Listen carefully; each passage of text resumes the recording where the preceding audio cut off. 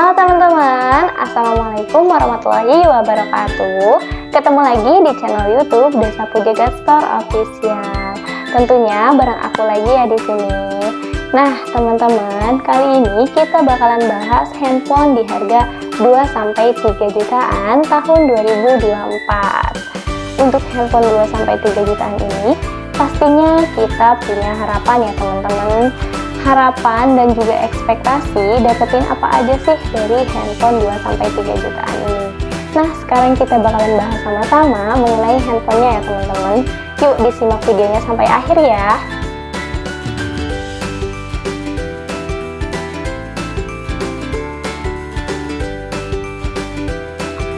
Oke teman-teman, pastinya teman-teman juga punya harapan dan juga ekspektasi ya.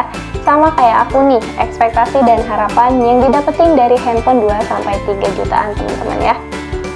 Nah, seharusnya teman-teman kita bisa dapetin performa yang kencang dari handphone 2-3 jutaan ini.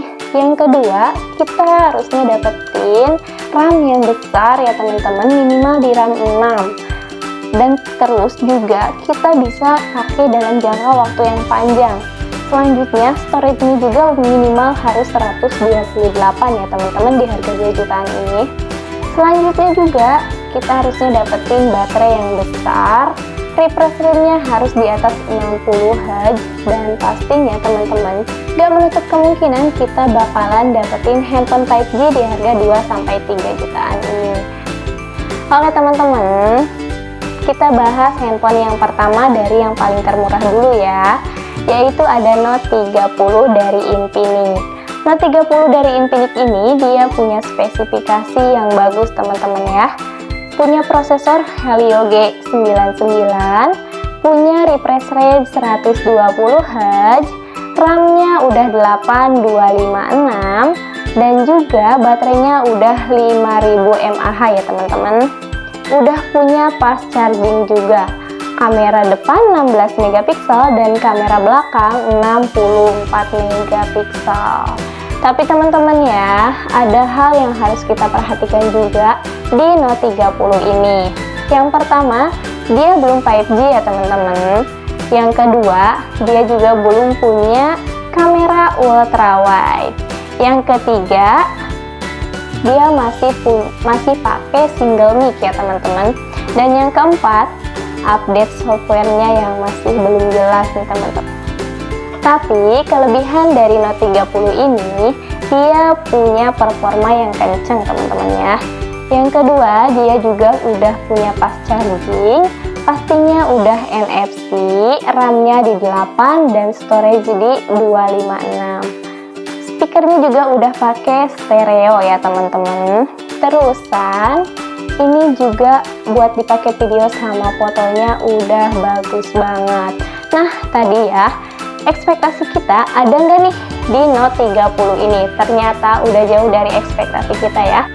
Yang kedua, ada saudaranya dari Infinix ya teman-teman, yaitu Tecno Pova 5. Nah, untuk Tecno Pova 5 ini, prosesornya dia pakai Helio G99, dan juga kamera belakangnya 50 megapiksel, kamera depannya 8 megapiksel. Untuk baterainya dia 6000 mAh ya teman-teman.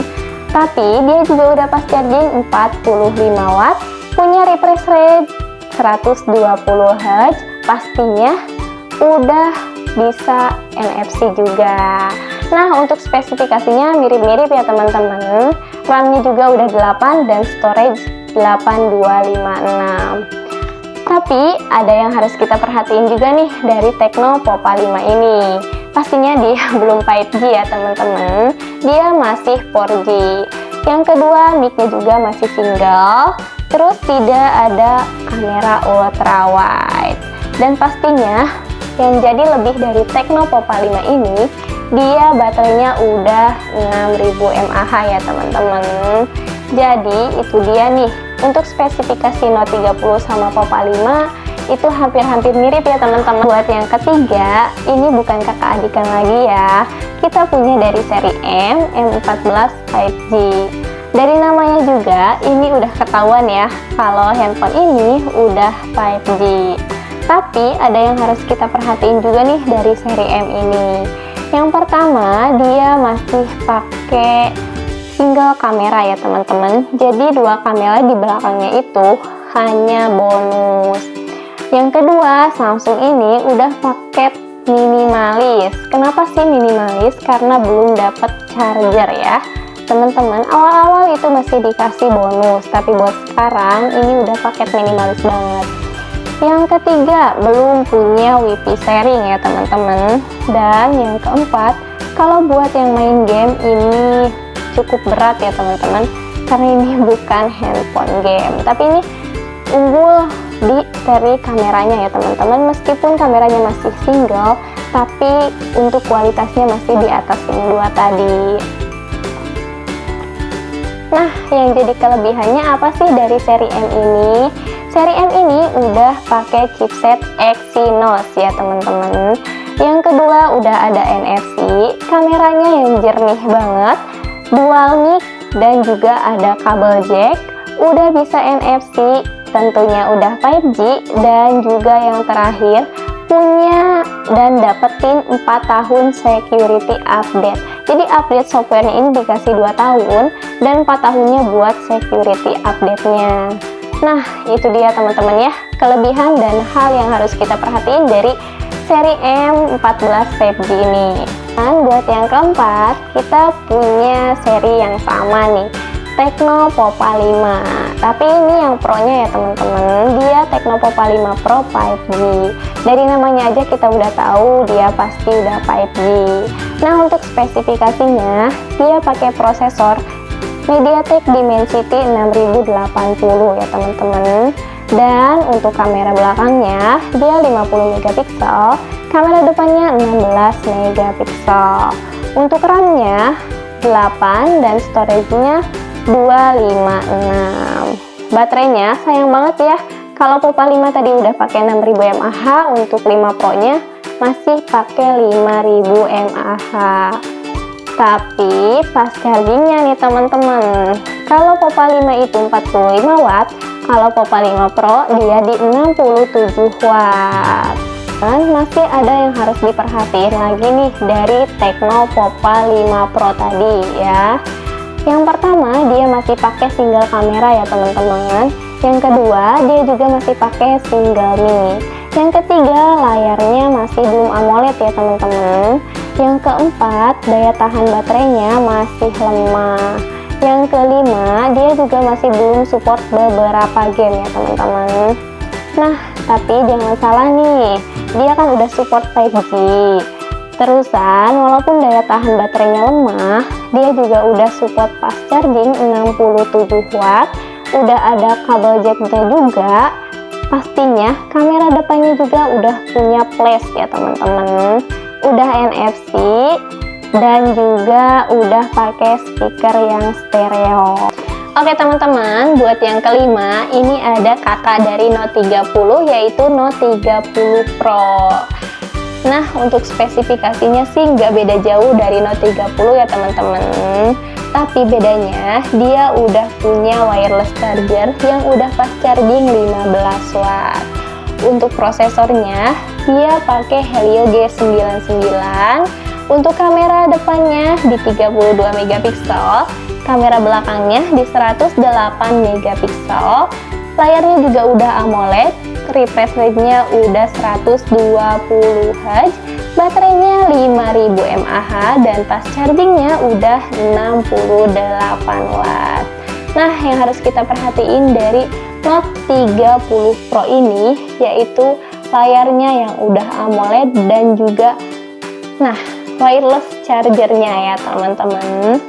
Dan yang jadi beda dari Note 30 ini, selain dari wireless chargernya, dia juga udah support IP53 yang udah tahan cipratan air ya teman-teman. Terakhir atau yang keenam, ada Itel S23 Plus. Nah, buat Itel S23 Plus ini, dia pakai prosesor octa-core T616 ya teman-teman. Dan juga baterainya udah 5000 mAh, walaupun fast chargingnya masih 18 watt. Kamera depannya 32 megapiksel dan kamera belakangnya 50 megapiksel. Dan RAM-nya juga jangan salah ya teman-teman, dia pakai RAM 8 dan storage 256. Nah, ada beberapa hal juga nih yang harus diperhatiin dari Itel S23 Plus ini. Yang pertama, dia masih pakai single mic ya teman-teman. Yang kedua, dia juga pengecasannya masih lambat. Yang ketiga, dia juga performanya masih kurang ya teman-teman. Dan yang keempat, dia gak ada kepala charger atau paket minimalis. Tapi yang jadi kelebihan dari Itel S23 Plus ini, dia udah punya layar curve atau layar cembung. Yang kedua, dia juga udah punya under display fingerprint. Bezelnya mewah dan juga tipis banget. Nah, itu dia ya teman-teman, 6 rekomendasi handphone harga 2 juta sampai 3 jutaan. Jadi teman-teman ini bisa banget dipilih-pilih ya, mana yang paling teman-teman butuhin atau dijadiin skala prioritas teman-teman. Kalau misalkan yang mau main game, yang mau gamenya kenceng, ya pastinya pilih dari brand yang bisa dipakai buat main game kayak Infinix, Tecno, itu bisa banget ya teman-teman. Tapi kalau misalkan yang nyari performanya bagus, bezelnya tipis, kameranya bagus, pilih selain dari brand itu. Karena ya brand Infinix sama brand Tecno ini rata-rata emang bezelnya itu tebal dan juga berat ya. Oke teman-teman, segitu dulu ya video aku kali ini. Buat yang punya pendapat, langsung aja ditulis di kolom komentar ya. Jangan lupa juga di like dan di subscribe channelnya. See you in the next video, bye-bye.